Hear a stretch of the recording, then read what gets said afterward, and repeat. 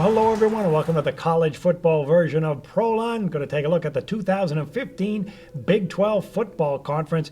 I'm John Cranton, joined by Jeff Sod. He runs Las Vegas Sports Services, and let's get right into it. I mean, the Big 12 last year, it was a two-team race. You had Baylor at 8-1, TCU with a 1-2 punch in the conference, and the difference maker was one game between those two teams, a wild 61-58 Baylor comeback win over the Frogs.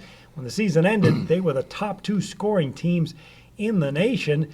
The Big 12 has made 7 title game appearances in the BCS era. You got Oklahoma and Texas each claiming national championships. However, no Big 12 team has reached the title game in any of the last 5 seasons. So, Jeff, let's start with this Baylor team. Art Briles, he's just a master at recruiting speed and offensive talent. How did the Bears shape up for 2015? Well, they still look pretty good, even though they have to replace Bryce Petty there at quarterback. They have 9 back on offense, 9 back on defense. They're on a 17-8 run over the total, 25-12 against the spread last 3 years. They'll probably replace Bryce Petty with fourth-year junior Seth Russell. Also in the mix is sophomore Chris Johnson and the true freshman Jarrett Stidham. The entire offensive line is back. Have to replace Antoine Goodley at receiver, but that shouldn't be a problem because they have a lot of depth there at the wide receiver position. That includes K.D. Cannon, who had over 1,000 yards receiving yards as a freshman. Running back Shaq Linwood, who rushed for more than 1,200 yards last year on 5 yards per carry, is back. Defense, the secondary returns, all 4 starters. Defensive end Sean Oakman is back after recording 11 sacks last year. One of the reasons they weren't considered for the Final Four last year was that the Week 9 conference schedule, and they're doing the same thing this year. They have SMU, Lamar, and Rice to open the season.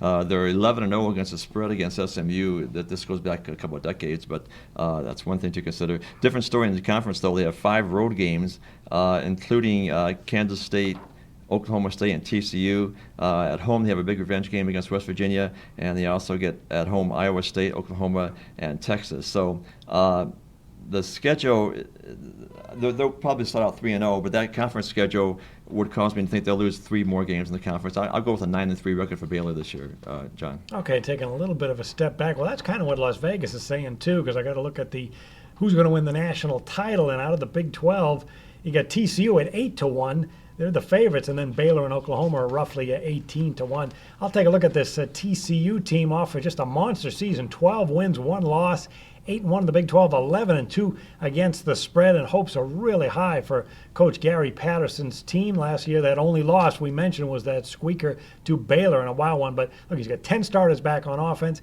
5 on defense. In a bowl game, they were 3-point favorite to Ole Miss, won the game 42-3 rout. It was a statement game, certainly for missing out on the Final Four for the title. Last year, this TCU team brought in Doug Meacham to run the offense, and he had been at Houston, and boy, did he help to jumpstart an already good offense. They finished up second in the country in scoring 46.5 points per game.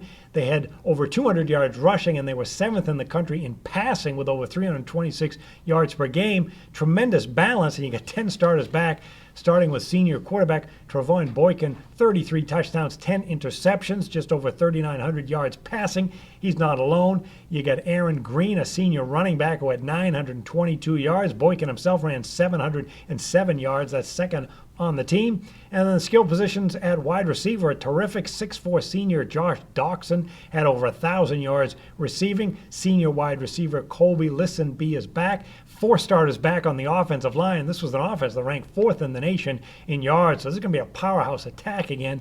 The defense was also sensational, 8th in the country in points allowed, 19 points per game. They only have 5 starters back. They're going to lose 5 key starters up front, plus the key cornerback, Devin White, is gone. So rebuilding a little bit, but still got a couple of guys in the up front, Devon Pearson and Mike Tuha leading the way up front. They play a unique 4-2-5 defensive scheme, so secondary depth is key for the Horned Frogs. They have a couple of good players back in the secondary.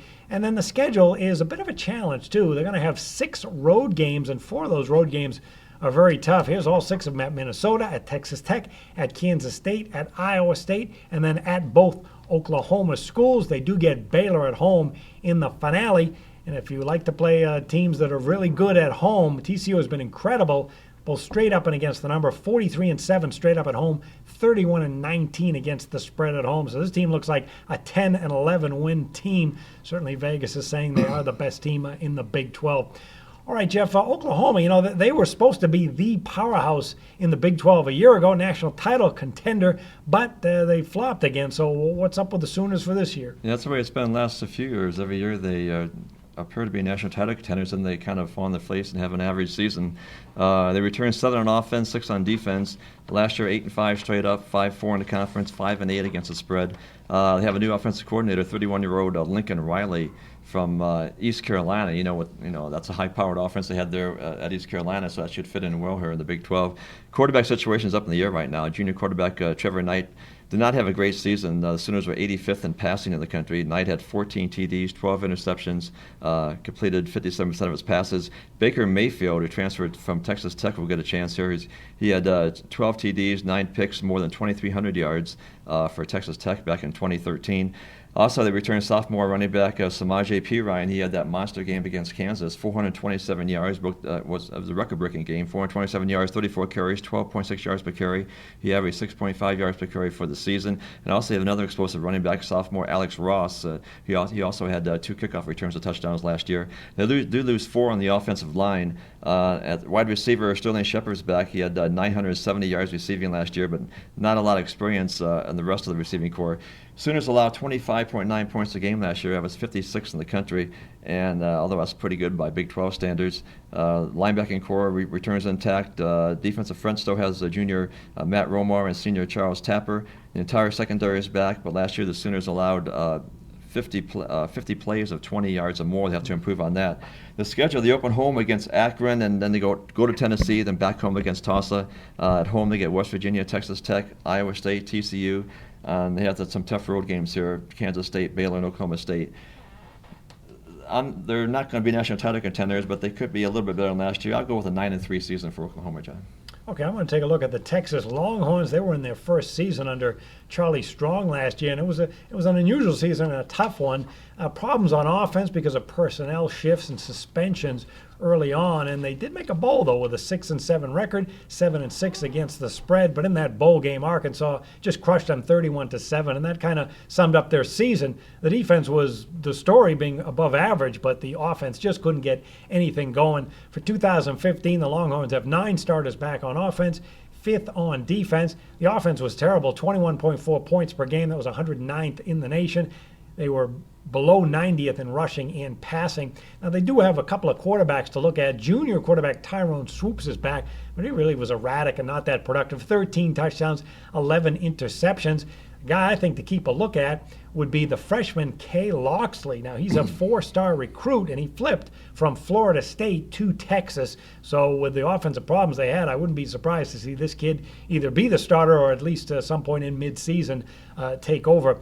The offensive line had a lot of injuries last year and changes. They should be better with 5 starters back, provide some stability with some balance on offense, take the pressure off the quarterback. Plus, they have Jonathan Gray, a senior running back. He's been playing since he was a freshman, over 700 yards in 2 of those years and over 600 yards in another one. Plus, the 5 offensive line starters have got to add some continuity. Now, the wide receivers, both starters, both leading receivers are gone, but they do have senior Marcus Johnson back. He's a 6'1 senior, had 313 yards. But still, overall, this Texas passing game is really short on some game-breaking playmakers. The defense, though, for Charlie Strong, with him and defense coordinator Vance Bedford, really paid some immediate dividends for this Texas defense. They improved. They were one of the better defenses in the country. 32nd in points allowed, 23.8 points per game. You got 5 starters back. Plus, a big coup was a freshman linebacker, Malik Jefferson. He was one of the top high school recruits for linebackers in the nation, so it's going to be at least as good a defense and possibly even better. The schedule for Texas, it's really going to be fun for Longhorn fans because they're going to open up at Notre Dame, and then they got some road games. One of them is at TCU, which was a 48-10 loss. Certainly have a chip on their shoulder. They got some winnable games, Iowa State and West Virginia. Then they have to play at Baylor, which is going to be a tough one. But the last 10 years, Texas has been winning and covering games, and 69-59-1 spread run. The way to look at them, 17-9 and 1 run under the total. I wouldn't be surprised if you like to play totals, that trend to continue, because the defense for Texas should be really strong again, but there are question marks with the quarterback in the offense. All right, Jeff, Texas, I think they're going to have a great defense and a suspect offense. I wonder if a team like Oklahoma State, they're going to be the opposite of that. Well, last year they had a very inexperienced team, and they actually did better than I thought they would. They finished up 7-6, 4-5 in the conference, 5-7-1 against the spread. But this year, just about all those players are back. They have 10 back on offense and 8 back on defense. So they should be much improved this year. They certainly ended the season on a high note. They beat Oklahoma as a 19.5-point dog, and they beat Washington in the bowl game as a 7-point underdog. They averaged 27.6 points on offense, which is actually a down year for a Mike Gundy team, but the rushing was the big factor. They were 102nd in the country in rushing, just 137 yards per game. Dax Garman transfers, so right now it's a battle between senior J.W. Wash and sophomore Mason Rudolph for the starting quarterback job. Rudolph led the Cowboys in those 2 wins against Oklahoma and Washington. In the spring game, Rudolph's team beat Wash's team 31-13. Offensive line allowed 40 sacks last season, so they need some improvement there.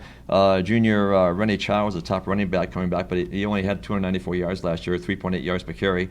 And they're looking good at wide receiver, and they have a lot of depth there. But running back could be something that they have to work on this year, because they really don't have a lot of experience or depth there.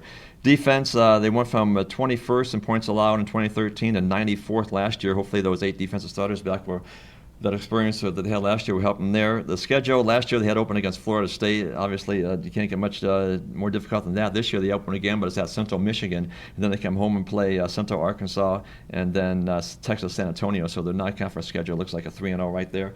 And the toughest conference opponents are at home, Kansas State, TCU, Baylor, and Oklahoma, and on the road to get Texas, West Virginia, Texas Tech, and Iowa State. So with the probable 3-0 start and a pretty favorable conference schedule as far as home and away, they can. I was going to go 8-4, but they could pull out a 9-3 season, John. Okay, before we get to take a look at the Kansas State Wildcats, if you want to go to Jim Feist's YouTube page, it's called Sports Betting. You just click on the link above us to subscribe to that, and it's free. Also, if you want to go to the jimfeist.com website, just click on that football above me. That's a link to the site. Jim has NFL and college football previews, plus daily selections from the nation's top handicappers. And any new members to the site, sign up for free, and you get a $50 credit.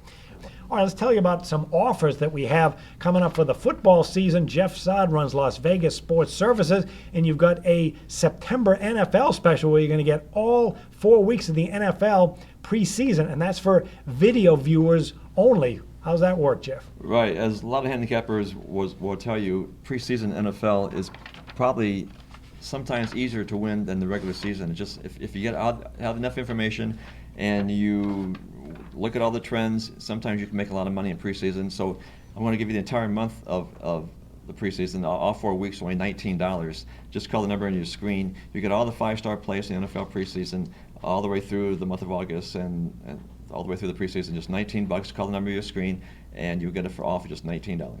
All right, you can get a similar offer from Jim Feist. You're going to get 4 weeks, the entire NFL preseason, including Jim's preseason game of the year, all 4 weeks for $29 just by calling that number on your screen. Heck, you might as well sign up for both LVSS and Jim. Just sign up before August 7th. You get 4 weeks of action.